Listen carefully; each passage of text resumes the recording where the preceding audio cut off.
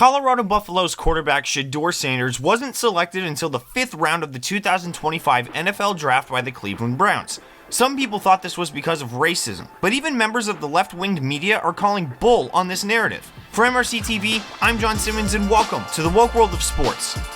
Many people originally thought that Sanders would get drafted within the top 5 picks, but pick by pick, round by round, it became clear that wouldn't happen.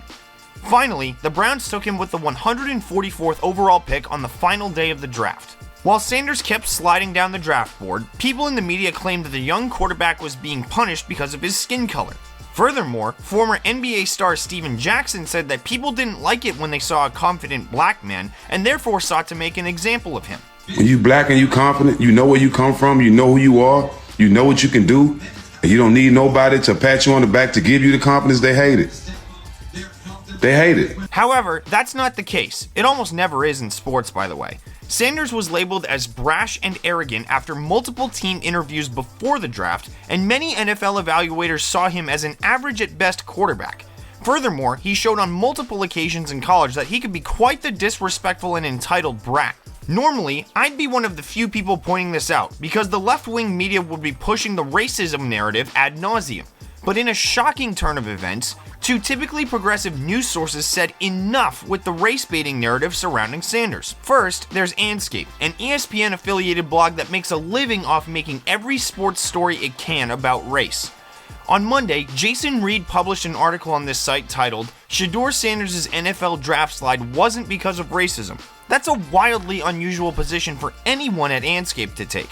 After writing a long and well-articulated piece about how many NFL scouts simply thought Sanders wasn't that good of a player, Reed made the following conclusion. For the NFL, Sanders wasn't worth a high-round pick. That's just a fact. To ascribe his situation to racism, however, demeans Sanders, as well as the accomplishments of the star black quarterbacks thriving in today's game. Someone better check to see if hell is frozen over, because we finally have an example of an Anscape writer making an intelligent argument. Another surprising source of reason came from Bomani Jones, another guy who usually loves to put race at the center of sports narratives.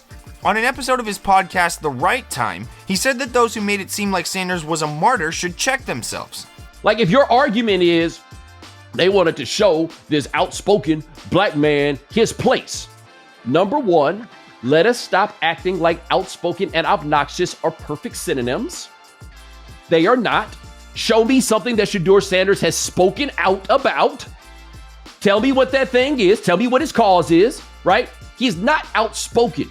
I have not seen any reason to call him outspoken. Even if you think he's been treated unfairly, outspoken is a stretch, and it is a ridiculous thing to say about him, I believe. Okay?